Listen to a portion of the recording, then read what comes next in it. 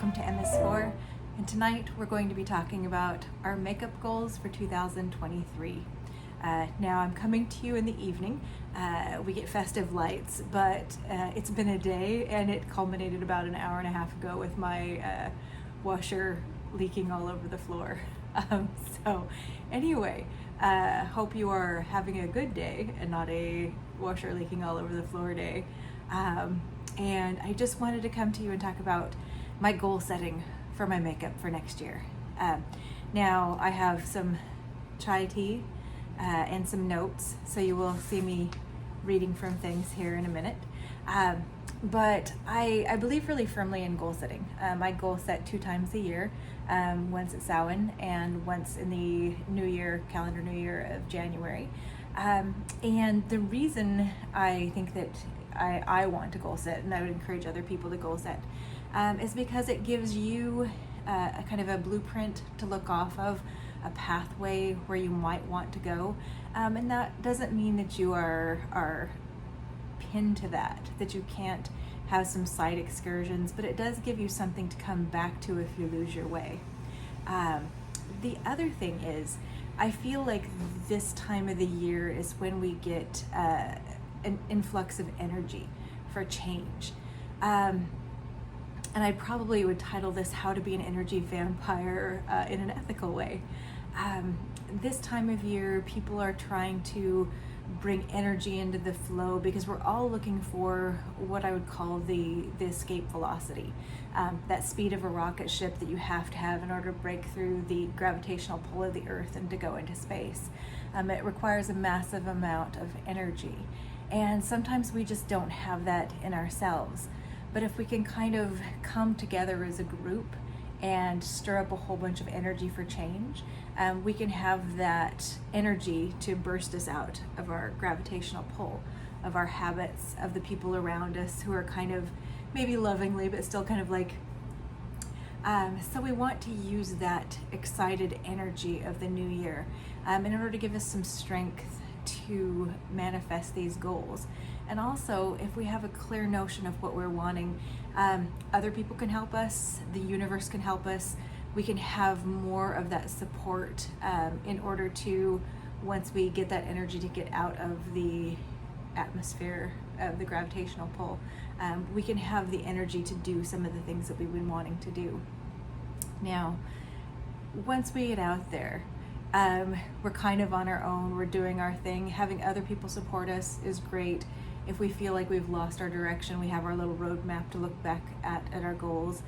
And then in a couple of months, a lot of people lose the energy, they lose their way, and they slip down into the gravitational pull again and come back down. And that's what everybody, if you go to the gym at the 1st of January, and if you're at the mid-February mark, it's much quieter.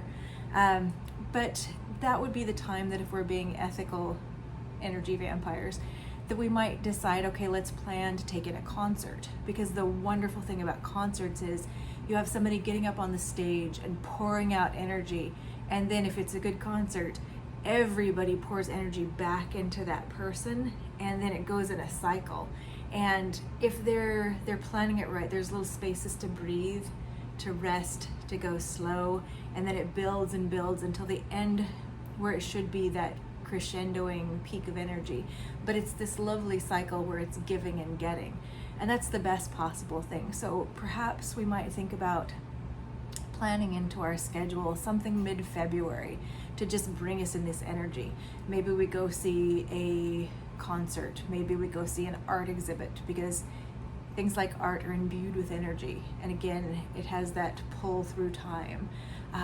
Or maybe we plan a party. Maybe we go sit in the green grass in some, secluded area of nature, because nature is always giving in this lovely flowing form. And if we are good stewards of nature, that can continue. But anyway, so that's the esoteric. That's the why I like to goal set. Trying to give the universe an idea of where I'm going and how they can help, and something to look back on if I lose my way. So last year, at the beginning of 2022, I wrote down my goals for my makeup, And I shared this with my lovely friend Z, who has been such a wonderful companion on my journey. She has been supportive and excited and just this lovely inspirational person during my life journey, but also my makeup journey. So this one goes out to you, Z.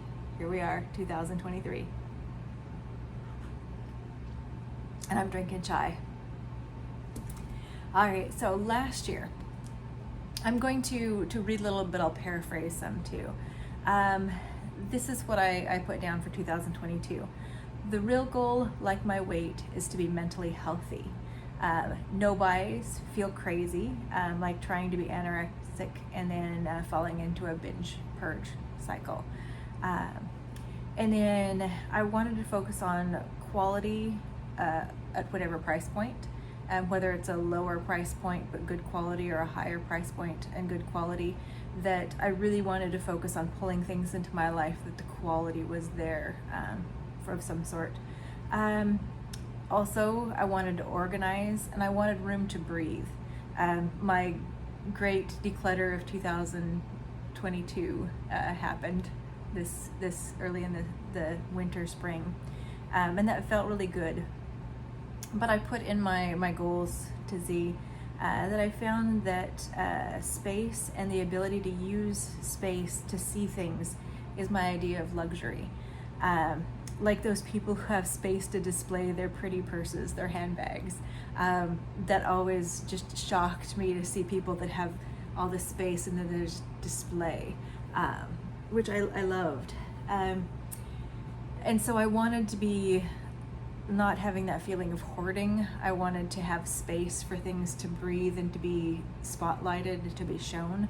And when I was doing my declutter, I figured out that I wanted to be able to display my makeup, because that way I would remember what I had and it could be inspirational for me during my day-to-day as I was picking out things to wear, that I could see what I had. I wouldn't buy things I didn't need per se. And that it would just be artwork as well as makeup and just feel really good. I also wanted to use my items. I said that I want to use my things, no plastic couch covers here, because I hate that idea of everything being hermetically sealed where you can't get to it, you can't use it, it's only for display, you can't touch it, you can't play with it. You have to be worried about it being ruined because you only have one thing and you can never have another thing, which really was part of my poverty mindset, that you had to save nice things because you might never have them again. So in this case, I wanted to be able to use my items and enjoy them and not be worried about that poverty mentality setting in. And then the throwing away things and also not being mad at myself for mistakes. If I thought that I was wanting something or something was going to be really beautiful and really work well and really be magical and important, and I got it home and I was wrong, to try not to beat myself up so much, to have it be just, this is a learning experience. I thought this was going to be something that was going to work and it didn't, and to forgive myself and let that flow back out and be a little bit easier about it, and not be afraid to look at it, to be more discerning perhaps next time. But you know, that's just the whole process of winnowing down and figuring out things. As you have more information, you make better choices, for the most part. Sometimes not, but that's what we're trying at least. And then to look at pre-planned purchasing, to try and figure out when I was wanting to purchase things, when I knew sales were going on, things that I knew were coming that I would be interested in. And I feel like I've done a good job with that. I did a video on that I was not planning to do a no-buy, because this is the time of year that all of the sales are going on. So I had planned some very specific purchases, and then I got surprised by things that got released that I wanted, but I knew there would be some things and there would be some brands that I was watching. So there was planned purchases and then some I'm going to be purchasing things I don't know exist yet. So I felt like that went pretty well. I decided I did love getting Ipsy. I liked the surprise. I liked most of the things that I got. I always got my money's worth with the box. There's never been a time that there's not been a couple of things that I really liked, and I like that surprise within, I have a fairly large makeup collection, so it's, trying to figure out if something is going to work for me. I need to be a little bit quicker. That's one of the things this year, is to be more decisive as things come in, whether or not they're going to work for me, whether I'm going to be trying them out, or whether I know that they're not going to work for me and I'm going to pass them on to someone else. Decided to start a YouTube channel. I didn't know that at the beginning of the year, but I was just affirming that I really was enjoying the YouTube space, and I had for years, but I had started mulling over that idea of doing a channel myself. So general notions that I had written for myself. For the skincare, I wanted to do one in, one out. I'm adjusting that a little bit this year. I'm going to be trying to skin cycle more proactively. Like, I skin cycle, but I'm kind of haphazard about it. And rather than doing just a one in, one out, I'll have one section of product that's going to be new things that are coming in. I do get a lot of skincare in my Ipsy, and I don't mind that at all. I'm not mad at it, but I just want to be more coordinated in my efforts this coming year. Now, I have a reminder to myself. I don't like other mascaras. That if I'm going to try a mascara, I should only try trial sizes if I can get them for free as a perk or as an add-on to something, to do that rather than purchase full-size mascaras. And just to remind myself, I really don't enjoy other mascaras. It's rare that I find a mascara that I'm willing to try anymore. I did get a mascara. I'm going to talk about two of the deep dives that I did this year, and I did get a travel size mascara from one of the brands. But other than that, I've been trying to slowly just stop getting mascaras. Period. Okay. And then the last thing from last year was to care less about free shipping. Oh, that's so hard. It's so hard. I'm still working on that. That's going to be a work in progress, because that whole, you're only so many dollars away from free shipping, and I have that in my head that I'm paying for nothing, instead where I'm trying to get to the idea that I'm paying for something. I'm paying for the people that are working, that are bringing me something, and to be okay with that, rather than, I need to put something in my cart that I don't want or need for free shipping. It's different if I know there's things that I like that would get me to that level that I want to try or that I need. But that whole, gotta do it for free shipping, I'm still working on that. So that's gonna carry over into 23. Now, deep dives that I did this year. One Size Cosmetics, loved it. That's the travel size mascara that I tried of that brand. So at this point in time, the only things that I have not tried from the brand are the eyeliners, just the regular, the gel, not the liquid liners. I have the liquid liners. I have not tried the other eyeliners, and I have not tried the Preserve the Serve, the dewy spray. Everything else I've tried. Had a great time, loved it. Loved the One Size X Disney Fantasia collection. And if you still are able to gift, I know One Size does have the vault of everything on their website that's still available. I think you can still get it on Sephora, but that's a lovely gifting thing if you have a Disney fan or a makeup fan that you're needing to gift for. Brands that I tried this year, most of these were the fault of other influencers. I tried Odin's Eye and Glam Light, and that was Angelica Nyquist's fault. I did try Lethal, and that was Teresa's Dead. I picked up the Teresa's Lethal palette and a couple of other things from Lethal, and I'm looking forward to picking up more and trying more things from Lethal in the future. Nomad Cosmetics, that's Karen Harris's fault, as well as some other lovely creators. I also watched Amanda from Makeup Just for Fun, working with the Nomad, the Hudson Valley palette and other ones, and really enjoyed that. And then Chantecaille, also Teresa's Dead, and Michelle Wong. from Chantecaille. And then I did try Salt New York, and that was Lauren May Beauty and Khaki Reviews Beauty that I tried those. So those were brands that I tried this year, that I had enjoyed and tried different things. There were other brands that I tried certain things of, but they were kind of one-offs. But those were the brands that I tried. And so now, coming up this year, what I'd like to do, the things that I said would carry over, the trying not to be mad at myself for mistakes, trying not to care about free shipping, trying to remind myself that I don't like other mascaras.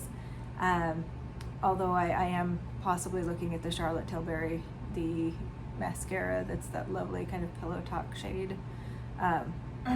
But you can talk me down off that if you'd like, because I just, most of the time, like I said, I'm just not interested in mascaras. I'm going to try and remind myself of that. What I'd like to do is try and stagger first the types of products that I buy. So I have my little Kuyana leather travel case that's my inbox outbox, and it gets hard for me to go through things if there's a whole bunch in one category. Like if I have a ton of lipsticks that I pick up at once, it's really hard for me to try and go through and use those and see how I like them and see whether or not I want to welcome into my collection, or whether I want to not to pass them on to someone else. Or if they're awful, I will throw them away because I don't care about keeping mistakes. But I'd like to try and do more full face of rather than 4 billion lipsticks, because it's just easier for me to put on a whole face of makeup. Even if I'm doing it on multiple days, that's easier for me to go through. I want to do a ColourPop palette bingo. I have a lot of ColourPop palettes. There were a couple that I decluttered before my declutter video. They had aged out, and I had put my finger in one, and the mattes, it was an all matte palette, and the mattes were really more moist than they used to be. And then another one was so dry that it completely, like, I put my finger in it to try and see about it, and it just exactly, it didn't have that sound, but if it would, if I was making a sound for it, it would have been that. Its cartoon sound was it exploding. So what I'd like to do is go through and do a palette bingo for my ColourPop. Take that random number generator off Google and just play. So you will see that in the future, some ColourPop palette bingo. The other one I want to do is unpack my attraction to things. When I was looking at the Lisa Eldridge palettes, the new ones, I ended up duping the palette with ColourPop, and fairly successfully from the look of it, but I was trying to unpack what exactly was my attraction to it, like what itch was I trying to scratch. And I think that that's really important for me to look at as I'm going on, because probably with a larger makeup palette, I can probably dupe out most color stories at this point in time, almost. Excuse me. But with that Lisa Eldridge palette, some of it's the excitement of other people, but some of it was the application, and it looked like a lot of the application, if you did it with finger, was really working well, kind of like Il Makiage. Those are really good to apply with the finger. In fact, most of the time I do not use a brush with my Il Makiage shadows. I just apply with a finger because they seem to do better that way. So I figured out from that, it's like I'm attracted to the color story, but I'm also attracted to that gold slim packaging. And I'm attracted to the names. I love her names of her shades. So I think probably in January, starting next year, I'm gonna look at when things get restocked, doing a Lisa Eldridge order for one of the eyeshadow palettes, maybe a couple of singles, and her lip product, her Velvet Duchess. I was smitten. Again, love the name. But the lip color was of interest to me, and I totally had that reaction of my smog moment, my dragon looking at the gold statue and just being mesmerized, like, oh, I want that. So I'm probably going to do a little brand dipping the toe in with the Lisa Eldridge with those palettes and the lip colors for that.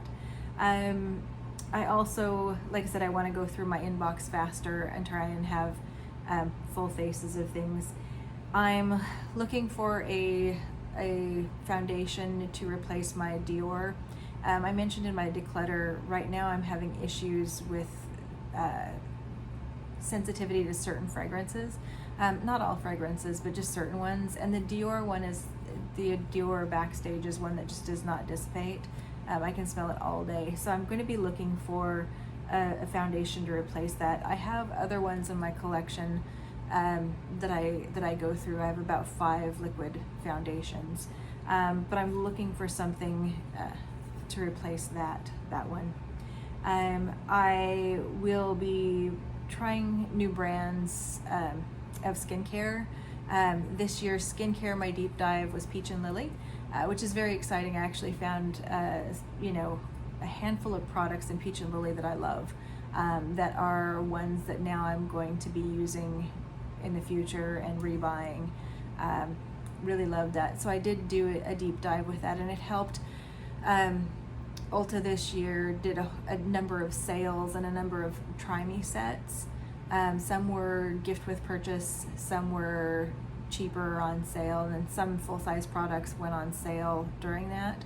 And so I was able to pretty much try most of the line, and that was a great deep dive into skincare. Was the Peach and Lily. It's a lighter sort of, it's more of my daytime in that realm. It's not as deep as I want it for like a night or an overnight sort of system, but I like that. And so I do not know if I'm going to be doing a specific deep dive into a skincare this year. I feel like I need to stumble on that. I feel like that needs to be discovered, what rabbit hole I want to go down, which is kind of exciting. So I just have a placeholder of, skincare TBD for a deep dive. And then I want to tip I've kind of had my toe in the Lawless, and I'd like to splash more firmly into the pool of Lawless. That's interested me. I got in my Ipsy the baby one, and I really like the formulation of that eyeshadow. I've been looking at blushes because it's another powder sort of a formula, and then she's just launched some lip colors and things like that. I didn't necessarily think the Winter Beach was something that I was interested in, but I don't know. But I love the formula of that.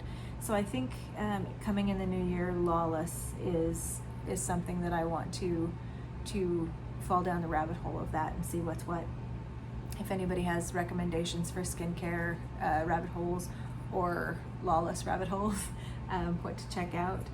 And I'm also, as far as looking at specific chase items, things that I want to be trying, the Chantecaille, the blurring powder. I have my thoughts already as far as a number of things in the line of that, but the blurring powder I do not have, and I've heard lovely things about that, so we may be giving that a try. So I think that's it. Some rabbit holes that I want to go down to, and I feel like, caring less about shipping, cycling through my inbox a little more quickly, not buying as many of the same type of products to help me out with that. ColourPop palette bingo, Unpacking My Attraction, and then the specifics of like replacing my Dior, possible the Charlotte Tilbury mascara, but I'm still on the fence. Dipping my toe into Lisa Eldridge, a skincare brand TBD, following more into the Lawless category, and then possibly picking up the Chantecaille blurring powder. Anyway, I think that's it for now. Tell me, what are your goals for makeup for your 2023? What sorts of dreams are you chasing? What kind of rabbit holes are you falling down? What kind of scientific, experiments are you doing with your makeup? Do tell. I think this is the time for all of us to gather together and talk about it, build up that energy for change, and try and you know, as we go back and forth together and get excited, trying to give each other that boost, that energy that's going to get us to have that exit velocity into the new year, and then just to check in with each other, and especially like that mid-February, let's do something that will bring us back into that energy, that'll give us another boost for another couple months for the year, and we'll just keep doing that, and it'll be fun. Hopefully it'll be fun. If we're not having fun, we're doing it wrong. So anyway, there you have it, my goals. Tell me about your goals, and these next days to come, you know, just hope your days are the merriest, whatever holidays you're celebrating. Anyway, love you guys. Take care of yourselves and the ones around you, and we'll see you in the next video. Bye-bye.